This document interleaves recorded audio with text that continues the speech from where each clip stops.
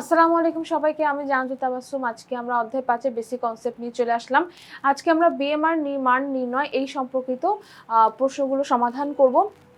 দেখো, প্রথমত হচ্ছে বিএমআর কি আমাদের সেটা জানতে হবে। বিএমআর এর পূর্ণরূপ যদি আমি জিজ্ঞেস করি তাহলে তোমরা কি বলবা? Basal metabolic rate. ঠিক আছে, বেসাল মেটাবলিক রেট এই জিনিসটা কি, বিএমআরটা কি? যখন একটা মানুষ পূর্ণ বিশ্রামরত অবস্থায় থাকে তখন কিন্তু তার ফুসফুস হৃৎপিণ্ড এগুলো কিন্তু চলতে থাকে তার নির্দিষ্ট ছন্দে। হৃৎপিণ্ড নির্দিষ্ট ছন্দে রক্ত সঞ্চালন প্রক্রিয়া সম্পন্ন করে। ফুসফুস কি করে, তার নির্দিষ্ট ছন্দে অক্সিজেন কার্বন ডাই অক্সাইডের আদান প্রদান করে। তো এই যে হৃৎপিণ্ড ফুসফুস, শুধুমাত্র হৃৎপিণ্ড ফুসফুস না, পাকস্থলী বিভিন্ন আমাদের যে অন্ত্র, ক্ষুদ্রান্ত্র বৃহদান্ত্র সবাই কিন্তু তার নির্দিষ্ট ছন্দে কাজগুলো করতে থাকে। কিন্তু এই যে কাজগুলো করছে এগুলোর জন্য কি শক্তির প্রয়োজন নাই? অবশ্যই শক্তির প্রয়োজন আছে। তো এই কাজগুলো করার জন্য যে মিনিমাম পরিমাণের শক্তির প্রয়োজন, এই শক্তিটা আমাদের বডি কোথা থেকে পায়? আমাদের এই শক্তিগুলো পায় হচ্ছে গিয়ে বিভিন্ন খাবার থেকে, খাদ্য থেকে যে শক্তিটা পাচ্ছি সেখান থেকে। তো এই যে পূর্ণ বিশ্রামরত অবস্থায় যে মিনিমাম পরিমাণ শক্তি একটা মানুষের প্রয়োজন আছে সেটাকেই বলা হচ্ছে বেসাল মেটাবলিক রেট। তো পূর্ণ বিশ্রামরত অবস্থায় মানুষ শরীরে ব্যবহৃত শক্তির পরিমাণ নির্দেশ করবে বিএমআর। তো ছেলেদের বিএমআর, মেয়েদের বিএমআর এর সূত্র কিন্তু আলাদা। ঠিক আছে, হেরিস বেনেডিক্ট হচ্ছে কি এই সূত্রটা আবিষ্কার করেন। তো ছেলেদের বিএমআর এর সূত্র দেখো, 66 + 13.7 ইন্টু ওজনটা কেজিতে নিতে হবে, প্লাস 5 ইন্টু উচ্চতা সেন্টিমিটার মাইনাস 6.8 ইন্টু বয়সটা বছর নিতে হবে। আর মেয়েদের বিএমআর এর ক্ষেত্রে 655 প্লাস হচ্ছে 9.6 ইন্টু ওজন কেজিতে নিতে হবে, প্লাস 1.8 ইন্টু উচ্চতা সেন্টিমিটার নিতে হবে, আর মাইনাস হচ্ছে 4.7 ইন্টু বয়সটাকে বছরে নিতে হবে। এখন কথা হচ্ছে, তোমাদের পরীক্ষায় প্রশ্ন হচ্ছে সরাসরিভাবে জিজ্ঞেস করতে পারে যে ছেলেদের বিএমআর নির্ণয় করো বা মেয়েদের বিএমআর নির্ণয় করো, তখন কিন্তু তোমার সরাসরি সূত্রে বসিয়ে দিলেই হবে, তোমার আর কোনো কষ্ট করা লাগবে না। ঠিক আছে, কিন্তু আরেক ধরনের প্রশ্ন আছে দৈনিক ক্যালোরির চাহিদা নির্ণয় করা, সেটার ক্ষেত্রে আমাদের আরেকটু কাজ করতে হবে। তো আমরা আগে ফার্স্টে দেখি বিএমআর নির্ণয় করা। এই সূত্রটা কোনোভাবেই তোমার মানে মনে রাখা পসিবল না। তোমাদের মনে হতে পারে, তোমরা যেটা করবা বারবার এটা লিখবা, প্রতিদিন অন্তত 2 বার লিখবা, তাহলে কিন্তু তোমার এটা মুখস্থ হয়ে যাবে, তখন তোমার আর কষ্ট হবে না অঙ্কটা করতে। আচ্ছা, এখানে দেখো উদাহরণ 1 আছে। ফারহানের বয়স 17 বছর, তার উচ্চতা 151 সেন্টিমিটার, ওজন 48 কেজি, তার বিএমআর নির্ণয় করো। তাহলে আমরা ফার্স্টে কি লিখবো?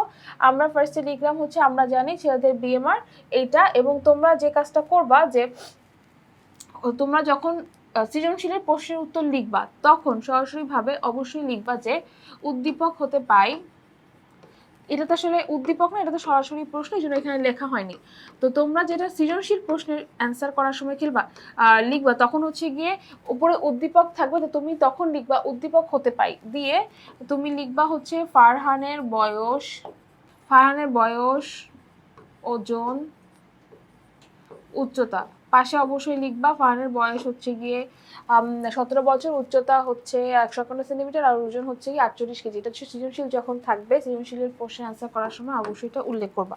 করার পর লিখবা যে আমরা জানি ছেলেদের বিএমআই এত, সুতরাং ফারহানের বিএমআই তুমি শুধু সংখ্যাগুলো বসিয়ে দিবা, বসিয়ে দিয়ে ক্যালকুলেটরে যে মানটা আসবে সেটাই হচ্ছে তার বিএমআর মান, অর্থাৎ বেসাল মেটাবলিক রেট, অর্থাৎ তার মিনিমাম এই শক্তিটার প্রয়োজন আছে। মিনিমাম হচ্ছে 1363 কিলো, 1363 এই মানটার প্রয়োজন আছে, যে এই পরিমাণ শক্তি তার দরকার যখন সে পূর্ণ বিশ্রামরত অবস্থায় থাকবে, তখন তার হৃৎপিণ্ড চালানোর জন্য, তার হচ্ছে কি ফুসফুসে কাজ করার জন্য এই শক্তিটার প্রয়োজন আছে।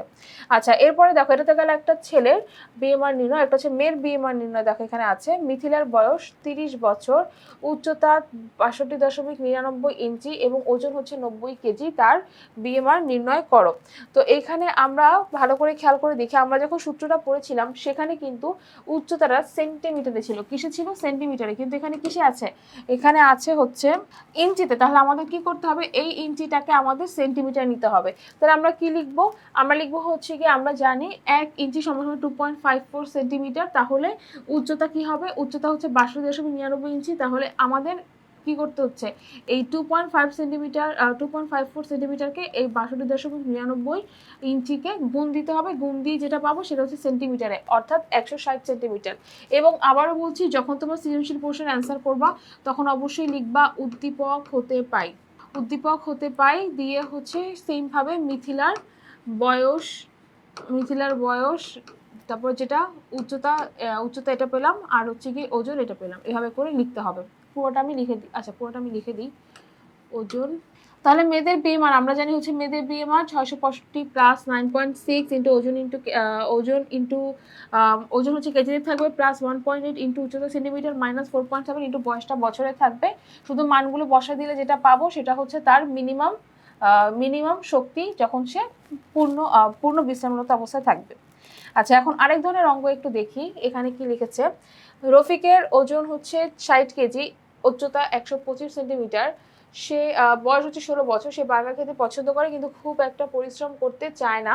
রফিকের দৈনিক ক্যালোরি চাহিদা নির্ণয় করা। আচ্ছা, এখানে আমাদের বলেছে ক্যালোরি চাহিদা নির্ণয় করো। ক্যালোরি চাহিদা বলতে কি বোঝানো হয়? ক্যালোরি চাহিদা বলতে হচ্ছে এই যে দৈনন্দিন যে সে কাজকর্ম করছে সেখানে কি পরিমাণ ক্যালোরির প্রয়োজন আছে, ঠিক আছে?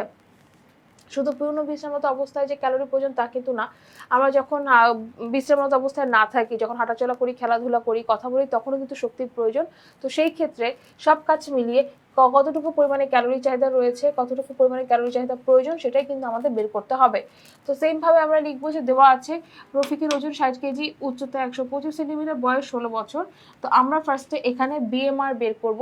যখন তোমাকে ওজন দিবে, উচ্চতা দিবে, বয়স দিবে এবং তোমাকে জিজ্ঞেস করবে দৈনিক ক্যালোরি চাহিদা নির্ণয় করো, তখন অবশ্যই তোমাকে ফার্স্টে বিএমআর বের করতে হবে। তাহলে তুমি কি করবা? ফার্স্টে বিএমআর বের করবা। বিএমআর বের করলে এই যে এটা যেহেতু ছেলেদের বিএমআর বের করার সূত্র লাগবে, তুমি শুধু মানগুলো বসিয়ে দিবা। বসিয়ে দিয়ে আমরা বিএমআর কত পেয়েছি দেখো, আমরা বিএমআর পেয়েছি হচ্ছে 1404.4 ক্যালোরি।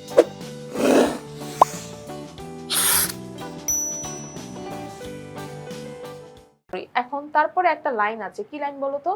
যেহেতু রফিক খুব বেশি পরিশ্রম করতে চায় না, সেহেতু রফিকের দৈনিক ক্যালোরি চাইতে হবে বিএমআর মান ইন্টু 1.2। এখন কথা হলো এই 1.2 কোত্থেকে আসছে এটা জানার জন্য আমাদের পরের এখানে ছকটা দেখতে হবে। তোমাদের বইতে এই ছকটা আছে, কোনো অসুবিধা নাই। এখানে শারীরিক অবস্থা দেয়া আছে, বাম পাশে হচ্ছে ক্যালোরির মান দেয়া আছে, ঠিক আছে? ডান পাশে ক্যালোরির মান দেয়া আছে। তাহলে এখানে কয়েকটা ধাপে তোমার শারীরিক অবস্থা বর্ণনা করা হয়েছে। তো শারীরিক অবস্থা বর্ণনা করার সময় আমরা একটু ট্রিকিলি এই জিনিসটা মনে রাখবো, যাতে আমাদের মুখস্থ না করলেও মনে থাকে। কিরকম? প্রথমে শারীরিক অবস্থা হচ্ছে সে পরিশ্রমী হবে না। কি হবে না? সে পরিশ্রম করবে না, সে হচ্ছে কুঁড়ে হবে, অলস হবে। তাহলে সে যদি পরিশ্রম না করে তাহলে তার অবশ্যই ক্যালোরির মানটা কম লাগবে। আচ্ছা, পরিশ্রমী না হলে এর পরেরটা দেখো, হালকা পরিশ্রমী, তার মানে সেকেন্ড ধাপে আস্তে আস্তে পরিশ্রমী হওয়ার পরিমাণটা বাড়ছে, ঠিক আছে? প্রথমে সে হচ্ছে পরিশ্রম করছে না, তখন তার এক ধরনের শারীরিক অবস্থা। তারপরে সে হচ্ছে একটু হালকা পরিশ্রম করছে, সপ্তাহে 2 থেকে 3 দিন সে খেলাধুলা করে, ঠিক আছে? এরপরে হচ্ছে দুইজনই হচ্ছে পরিশ্রমী। দুইজনই পরিশ্রমী, তবে এই পরিশ্রমী যে সে হচ্ছে সপ্তাহে 2-3 দিন প্রচুর খেলাধুলা করে। তার মানে সে হচ্ছে 2-3 দিন খেলাধুলা করবে কিন্তু সে প্রচুর খেলাধুলা করবে। আর এর পরের পরিশ্রমী যে সে সপ্তাহে প্রতিদিন প্রচুর খেলাধুলা করে। তাহলে আমাদের এই কি পয়েন্টগুলো মাথায় রাখতে হবে। প্রথমে সে পরিশ্রমী না, তারপরের জন হচ্ছে কি হালকা পরিশ্রমী, সপ্তাহে 2 থেকে 3 দিন খেলাধুলা করবে। এরপরে হচ্ছে কি সে পরিশ্রমী কিন্তু 2-3 দিন প্রচুর খেলাধুলা করবে। আর তারপরে হচ্ছে কি পরিশ্রমী, সপ্তাহে প্রতিদিন সে প্রচুর খেলাধুলা করবে।